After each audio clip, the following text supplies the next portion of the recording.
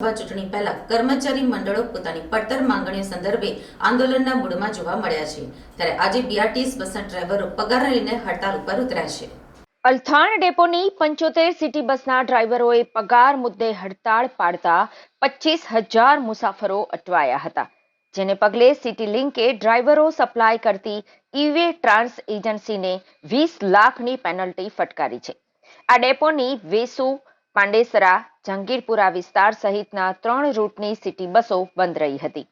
Agency દ્વારા ઓવરટાઈમનો પગાર ચૂકવવામાં ન આવતો હોવાની ફરિયાદ સાથે ડ્રાઈવરોએ હડતાળ પાડી હતી.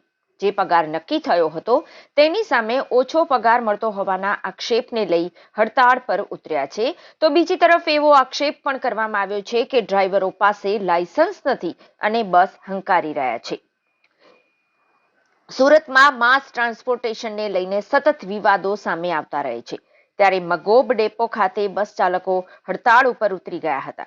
જોઈનિંગ વખતે જે પગાર આપવાની વાત કરવામાં આવી હતી તેના કરતા અલગ જ પ્રકારની રકમ ચૂકવવામાં આવતા ડ્રાઈવરોએ રોષ વ્યક્ત કર્યો હતો અને સૂત્રોચ્ચાર કરવામાં આવ્યા હતા.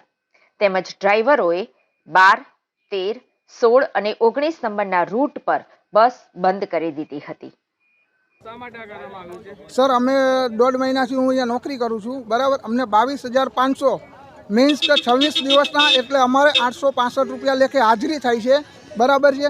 એ અમને અત્યારે આપવામાં નથી આવી. હજુ પગાર અમારો અધૂરો છે, એ નતો પૂરો કર્યો.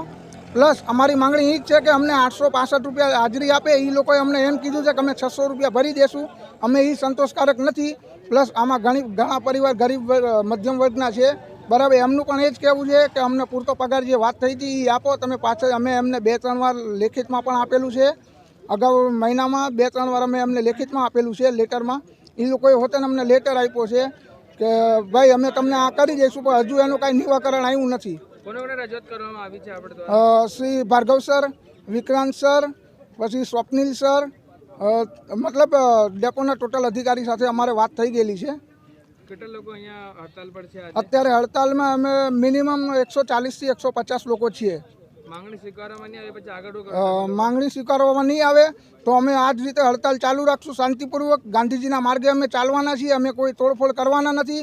અમારી સરકારને એક જ નિવેદન છે કે અમને જે કીધેલું એ અમારી માંગણી પૂરી કરે અને અમારું જે છે એ અમને પૂરું કરે. ને જે ડ્રાઈવર છે અત્યારે જે ગાડીઓ 2-3 નીકળી છે એ ડ્રાઈવરો બહારથી લાવેલા છે. એમનું આધાર કાર્ડ કાંઈ લિંક નથી, એમની પાસે અમુક પાસે લાયસન્સ પણ નથી, બરાબર. એ લોકોએ ગાડી જબરદસ્તી એ લોકો પાસે કઢાવી છે. ને અત્યારે હાલમાં પણ અમારા જે ગ્રુપના ડ્રાઈવરો છે એમની પાસે અત્યારે એ લોકો દબાણ કરે છે, ધમકી આપે છે, દબાણ કરે છે. અત્યારે અમને એમ કીધું કે તમે બધા ડેપોને બહાર વ્યા જાઓ, એટલે એના કારણે અમે બહાર આવી ગયેલા છીએ.